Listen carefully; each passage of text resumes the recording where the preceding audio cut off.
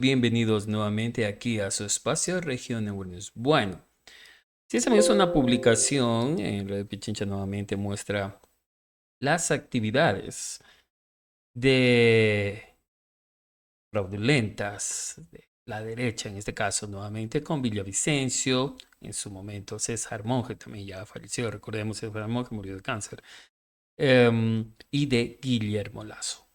En este dato, amigos, que les tenemos, vamos a resumirles una noticia donde los chats de Fernando Villavicencio con el ministro de Gobierno de la época dan cuenta de los acuerdos que se planificaban a favor del proyecto político de Guillermo Lazo. Guillermo Lazo, a través de César Monge, tanteaba el terreno para asegurar su gobernabilidad. Esto salió, no, salió esta información, amigos.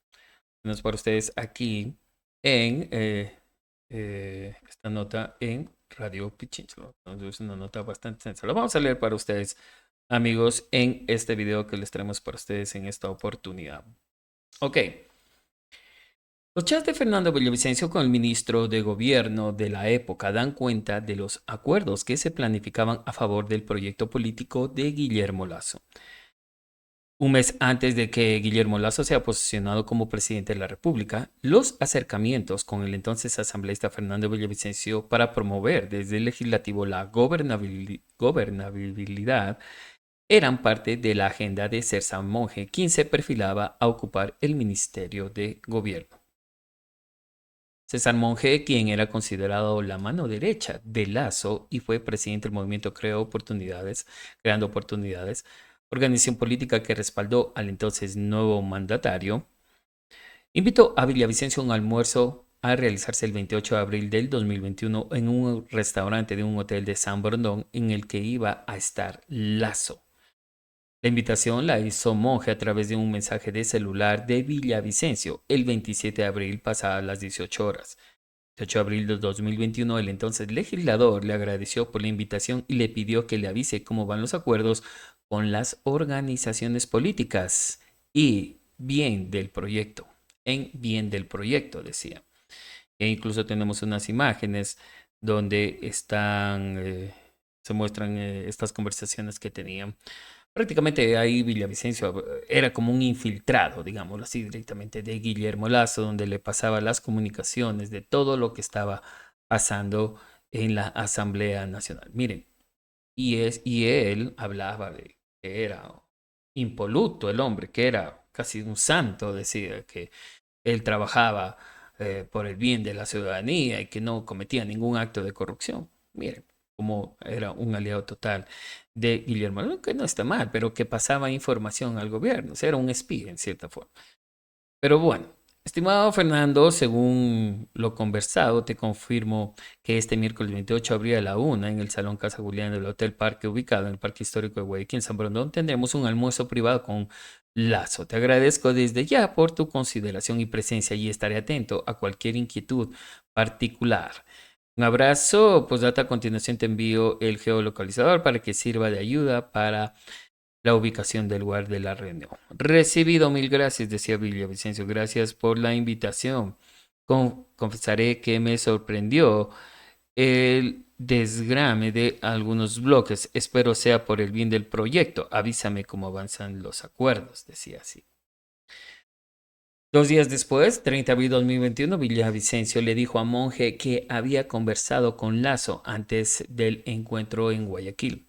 Monge y Villavicencio mantuvieron contacto durante todo el mes.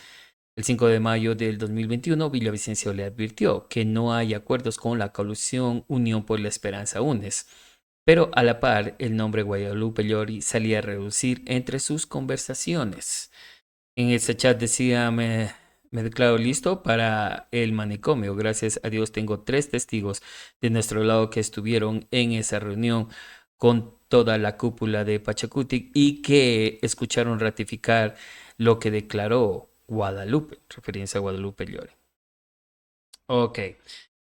La va a perder por la necesidad de insistir con su candidatura en Pachacuti. Fernando Villavicencio, bueno, ahí había unas imágenes que al parecer reaccionaba con memes o, mejor dicho, con algún emoji, Fernando Villavicencio, pero no lo está. Los días posteriores se hablaba de acuerdos políticos para la estructura de la nueva Asamblea Nacional. Incluso en entrevista con los medios de comunicación, Monge ya hablaba de estar abiertos al diálogo sobre una agenda legislativa.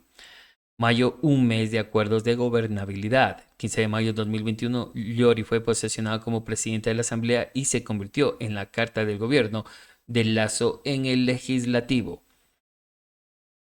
7 días después, el 22 de mayo de 2021, se confirmó que Monge sería designado por Lasso como ministro de gobierno. El 24 de mayo de 2021, Llori, representante de Pachacuti, posesionó a Lasso y ese mismo día Monge asumió su cargo de ministro de gobierno. La administración de Llori duró apenas un año. Con 81 votos, Llori fue destituida de la presidencia de la Asamblea Nacional 31 de mayo de 2022 por incumplimiento de funciones.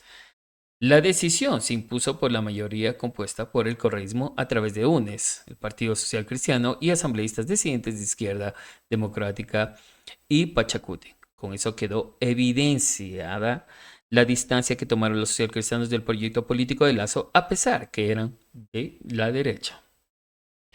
El plan de gobierno de Lasso, que presentó como candidato presidencial ante el Consejo Nacional Electoral, se basaba en el impulso a los sectores productivos, la reducción de tarifas eléctricas, una reducción en el valor del impuesto agregado IVA para productos de primera necesidad, mejoras en el sistema educativo y de salud pública, cual no pasó tampoco.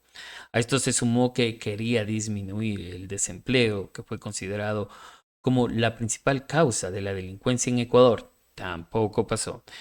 En un informe realizado acerca de la seguridad ciudadana en Quito, el 45,63% de los ecuatorianos respondió que el primer problema de la capital era la inseguridad y la violencia. También recordemos un poco de la corrupción en el gobierno de Lasso. El gobierno de Lasso fue acusado de corrupción en las empresas públicas, incluso su cuñado Danilo Carrera fue sentenciado por delincuencia organizada. Lasso no acabó su mandato por ser acusado por la Asamblea de incumplimiento de funciones. El sustento de los interpelantes fue que cometió el delito de peculado. La legislatura llevó adelante un juicio político, pero el 17 de mayo del 2023, Lasso declaró la muerte cruzada y pidió que se convoque a elecciones, mientras disolvió la Asamblea Nacional, amigos. Interesante. Como ustedes pueden ver, cada día salen más y más datos curiosos, ¿no? De cómo era esta complicidad de Villavicencio a su mejor postor, ¿no? O sea, el hombre no tenía teología, era izquierda o derecha el que le cuadre mejor la billetera, se ponía el hombre a disposición utilizando los cargos del gobierno, pero era doble vía. Tenía, por un lado, mostraba una imagen de correcto, perfecto, el luchador de la corrupción. Por otro lado, hacía negocios oscuros. Uf, olvídense, amigos, una situación terrible, terrible. Pero hay gente que, así sea, todavía sigue creyendo. Ustedes, bueno, ¿qué opinan? No se olviden de suscribirse.